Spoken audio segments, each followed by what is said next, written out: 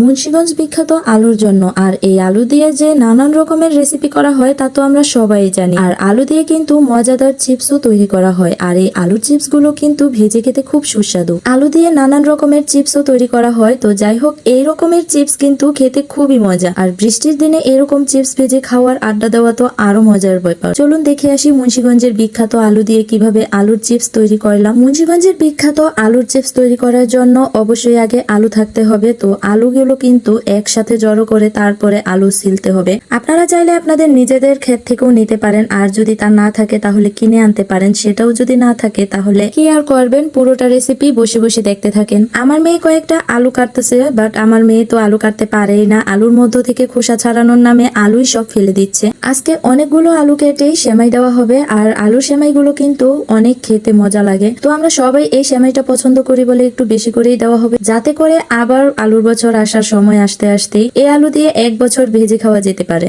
অনেকগুলো বালতি বল ভর্তি করে আলু কাটা হয়েছে। আলুগুলো কিন্তু আগে ছিলে নেওয়া হয়েছে, সেটা কিন্তু আগেই দেখানো হয়েছে। আর ছিলার পরে কিন্তু এইরকম করে কুচি কুচি করে কেটে নেওয়া হয়েছে। এটা অবশ্য কুচি কুচি না, এটা স্লাইস স্লাইস করে কেটে নেওয়া হয়েছে। তো যাই হোক, এরকম করে স্লাইস করে কেটে নেবেন। আর যার ইচ্ছা হয়তো ঝুরি করে কাটতে পারেন। আমি কিছু সেমাই ঝুরি করেও কেটেছি। আর আমার হাতের অবস্থাও বেশ খারাপ অবস্থা হয়ে গেছে। মুন্সিগঞ্জের আলুর দেশের মানুষ আমরা, আর আলু দিয়ে আলুর চিপস বানাবো না, এইটা কোনো কথা? আলু এমন একটা সবজি যে সবজিটা সব তরকারির সাথে যায়। এমন কোনো তরকারিতে না দিলে খারাপ লাগে এমন কোনো কথা না, বরঞ্চ আলু না দিলে যে কোনো সবজি রান্না বাড়া অসম্পূর্ণ থেকে যায়। মাটির চুলাতে করে আলুগুলো সিদ্ধ করা হবে। আর এই আলুগুলো সিদ্ধ করার জন্য বড় একটা পাতিলে করে আমি মাটির চুলাতে বসিয়েছি, দেখেছেন তো। জাল ধরিয়ে দেব, সিদ্ধ করতে দিলাম। আর জাল ধরিয়ে দিয়ে কিন্তু আমার সিদ্ধ করা হয়েও গেছে। আর সিদ্ধ কিন্তু করতে তেমন বেশি সময় লাগে না, খুব অল্প সময় লাগে, কেননা একেবারে উতলানো যায় না, আবার উতলানো গেলেও ততক্ষণ বেশি সময় নিয়ে উতলানো যায় না। তো যাই হোক, একটু ভাব আসলেই নামিয়ে নিতে হবে। এরকম করেই আলুর চিপস তৈরি করা হয়, একটু ভাবেই নামানো হয়। বেশি সিদ্ধ করলে আবার গলে যায় বা